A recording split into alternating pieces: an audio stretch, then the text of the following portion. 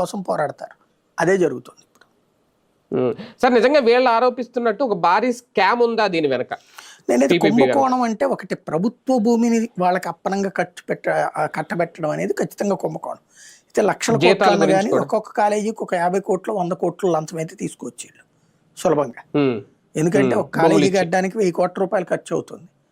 1000 కోట్ల రూపాయలు వీళ్ళకి ఉచితంగా ఇస్తున్నప్పుడు 100 కోట్లు తీసుకుని ఇంకో 200 కోట్లు దాని మీద ఖర్చు పెట్టుకుంటే వాళ్ళు డబ్బులు సంపాదించేయచ్చు. ఒక రకంగా చెప్పాలంటే పక్కాగా కట్టిన బిల్డింగ్ తీసుకెళ్లి ప్రైవేటు చేతిలో పెట్టినట్టు అప్పనంగా నువ్వు నడుపుకోరా అని, అంత మించి ఏం లేదు.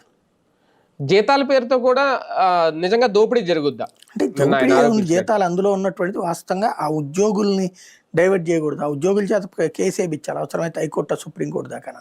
ఎందుకంటే ప్రభుత్వం చేతిలో ఉండి ప్రైవేట్ వాళ్ళ చేతిలోకి ఎట్టబోతాడు, ఎవడబో చేయడానికి వీళ్ళెవరు అసలు. ప్రైవేటు దాన్ని ప్రభుత్వం జాతీయం చేయడం ఉంటుంది. ప్రభుత్వ రంగంలో ఉన్నటువంటి వాళ్ళని తీసుకెళ్లి ప్రైవేట్ చేయడం ఏంటి? ఉద్యోగాలకు 2 నెలల జీతం ఇస్తామంటే ఏంటి? అది న్యాయ పోరాటం చేయదగ్గ అంశం. అది అంటే అది అమల్లోకి వచ్చిన తర్వాత వాళ్ళు ఏమన్నా మరి తిరుగుబాటు ప్రకటిస్తారేమో చూడాలి పూర్తిగా వచ్చిన తర్వాత. రైట్, చూద్దాం. నిజంగా వైసీపీ నేతలు